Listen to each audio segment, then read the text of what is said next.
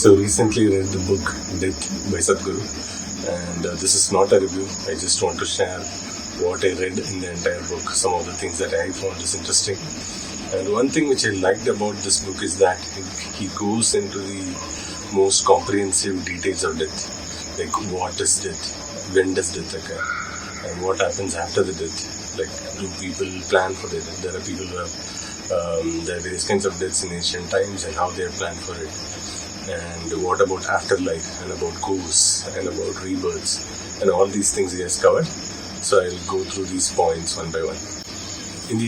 Initially he starts about how death gets a bad rap, because in most culture, even in Indian culture, life is success, right? And death is something that you want to avoid, and most people try to avoid death. Nobody wants to mention it, nobody wants to say about it, nobody wants to discuss it, nobody wants to talk about it. So he first addresses that and says death is not all that bad. Death is something, it's kind of like a pinnacle of a life, and there are a lot of certain possibilities that can happen if you can held a death or plan a death in such a way. And another thing he mentions is that people don't know about death that much, and he says that people don't know about death that much because they don't know about life itself as much. So that's one of the reasons why death is also a mystery for them. And he brings a lot of parallels of science in the book, and he says that science stops in a lot of ways with the physical body itself. Like, I'll come to this in the definition of death later. And one of the interesting stories he mentioned in the book is that that happens in Mahabharata, when all the Pandavas, after they lose their kingdom,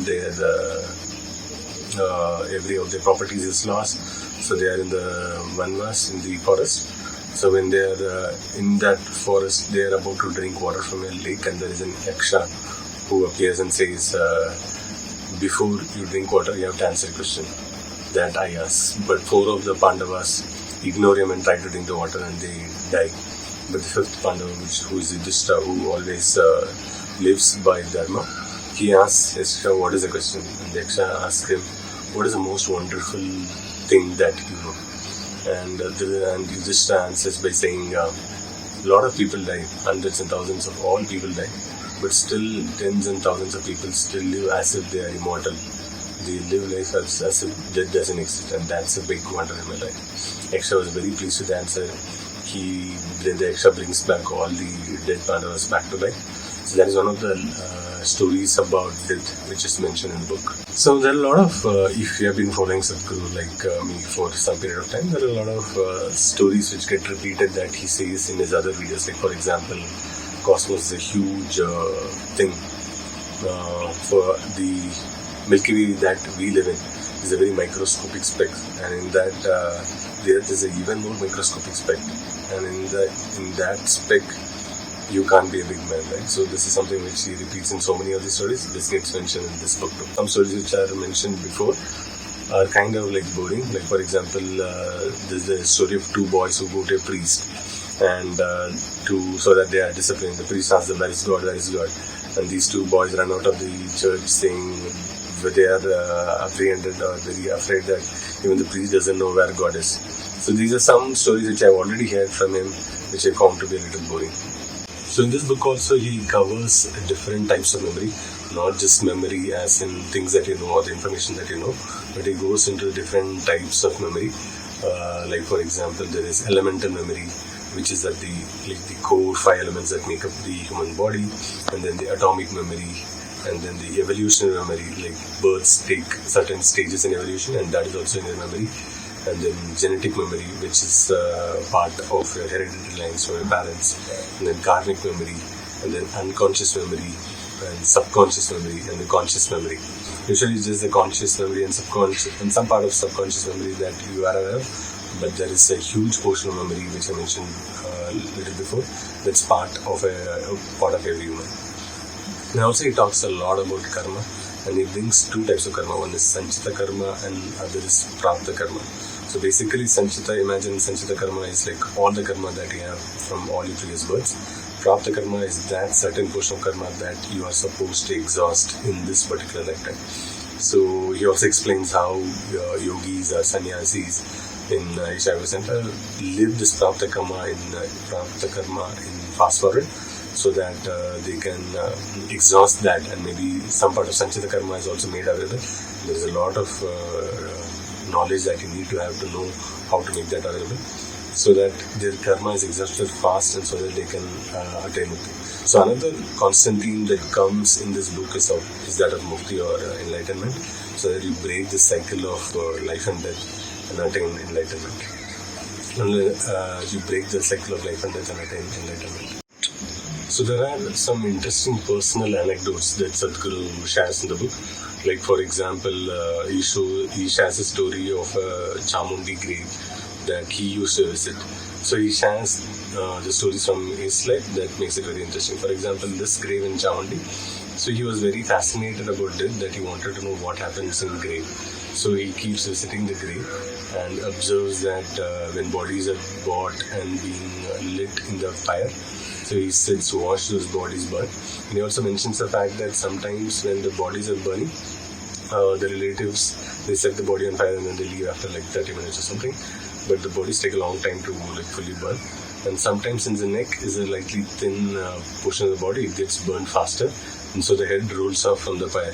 And a lot of times he picks the head and then puts it back in the fire. So when I was reading that, I was a little astonished as to the kind of extent to which Sadhguru has gone to experience death or to experience what happens in these kind of scenarios.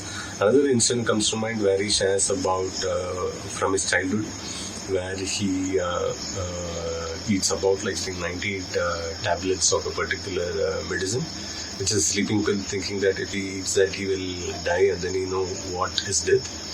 But he doesn't die. Of course he doesn't die. He spends some 3 days in bed in his father's hospital, railway hospital. He's very disappointed that he is not able to experience death at that time itself. But these incidents from his life kind of brings, or he becomes curious about death. And he brings a lot of his, and Sadhguru brings a lot of his understanding of body and physiology also in the book. Like for example, he says that like I said before, people don't understand death as much. They get it gets a lot of bad rap. He says that also gets manifested in the human body. For example, when people breathe, they inhale deeply, but their exhalation is very small or very less, because at the body level they are afraid of death, they are resisting death. That's one of the reasons why the exhalation is very short. So one interesting fact that I learned from the book is that, which he mentions, is that there are certain signs of death. If you are being aware, you can't survive. Like for example, when a person is about to die, he can't see the tip of the nose from his own eyes. So even if you have the shortest nose, you should be able to see the nose. But when you're about to die, probably 6 months around that time, you will not be able to see the nose. So that I found interesting. And there's a lot of pages, or there's a lot of chapters that Sadhguru devotes for suicide. How suicide is so ineffective, why people should not commit suicide. And the empathetic side of him kind of is revealed in this chapter when he says if a person has to really commit his, like the end his own life, he or she would have gone through tremendous amount of pain. He empathizes with them for that. And he says a particular story in his younger time when he recovers the body of a young woman from a well, and then after 3 days from that, he is kind of affected by the whole process. He is not able to eat properly. The memories of that particular person keeps coming to him.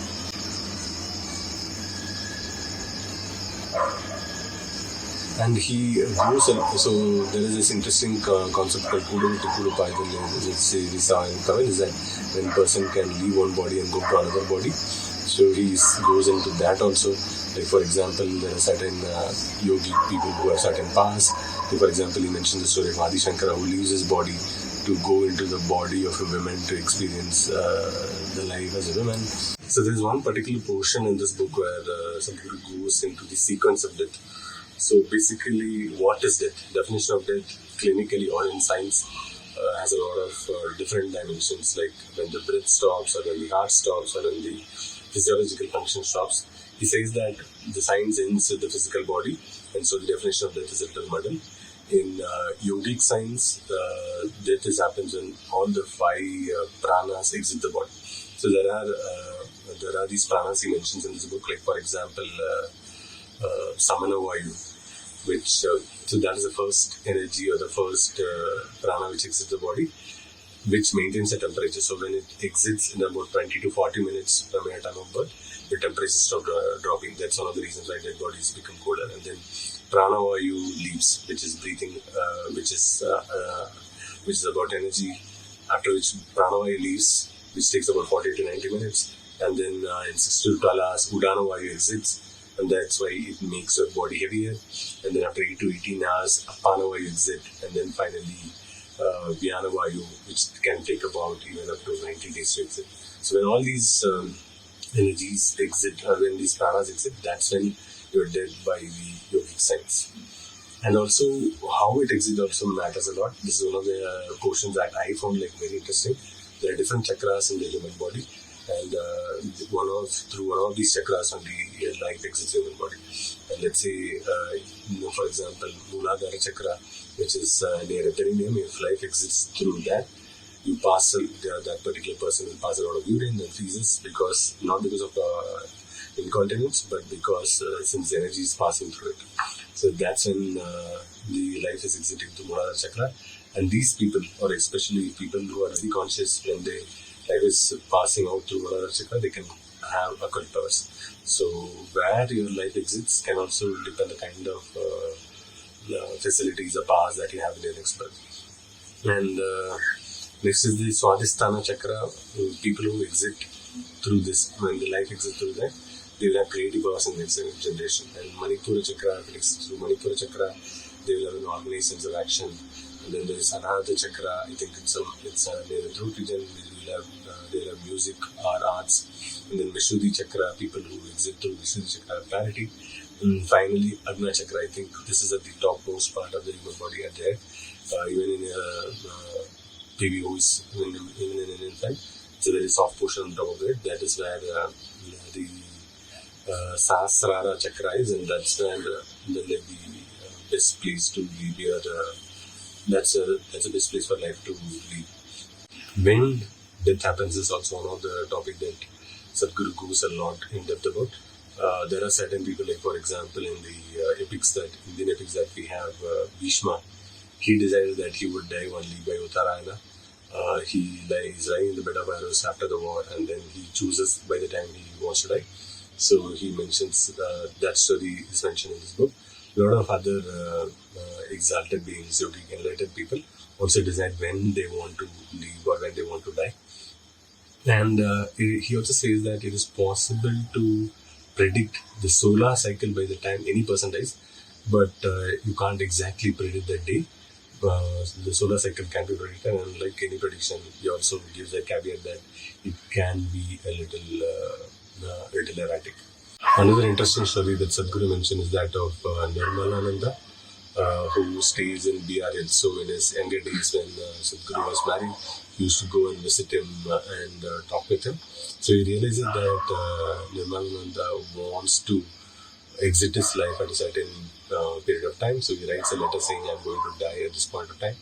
But he's not able to, he doesn't know how exactly to do that. Sadhguru says that he kind of helped him to leave that body. And also, he says that this kind of became a kind of a media frenzy because people said this guy is trying to commit suicide. But still, Nirmalananda goes ahead. And then I think he plans to die in the month of January at Taipusam. He does that by preponing it and dies 5 days before, so that he avoids the public controversy or the people's attention towards this, so that nobody can stop him from his dying. Also, he mentions a lot about, Sadhguru mentions a lot about his wife Viji's death during the consecration of for Dhanalinga, when how Viji kind of says to his daughter also in the previous day that she won't be meeting him after some time. She kind of keeps saying to a lot of people that she will be leaving this earth. Sadhguru kind of dismisses it initially, but during the consecration at one particular point of time, she leaves her body So Sadhguru is kind of amazed by the kind of intensity that she had built by that time. He different ceremonies which are held in each Yoga center, like for example, Kala Bhairava Karma, where if you have the photograph or the cloth of the deceased person, they can elevate the being in certain ways. So that also he goes into a lot of details about how it's being done in the Isha Yoga Center. And he also mentioned certain stories about Subramanya or Muruga, who dies in the Kukki Subramanya Hills in the Western Ghats. Now, when they visited it, there was so much energy still throbbing in that place. They could not even sleep. He had to he was standing the whole time because Subramanya left his body or left his life in a standing position in that cave. So these are some of a lot of interesting stories get mentioned in the book. A lot of things I didn't know about death I learned from this book. One of the things that I was really fascinated about the book is that the kind of degree or the kind of depth that he goes about each and every aspect of death, from when and what to what happens after that, how to mourn, how to even resuscitate, how to shift our life from one body to another, all these details. So that gives a kind of, if you probably already know Sadhguru's understanding of death and the physiology and the human body itself. So if you have been remotely interested in death and what happens in death and what happens after death, I would strongly recommend you to read this book, especially if you are, let's say, new to Sadhguru's thoughts and philosophy. This is a kind of great entry point where you can really understand what he's talking about and where he's coming from. So I would strongly recommend it. Yeah, this is my summary or review of this book. If you like this video, please comment, like and subscribe to this channel. I will be doing more book reviews in the future. And if you want to do any other book review that you want it to be reviewed, please mention that in the comments so that I can read it and review it or even summarize it for you.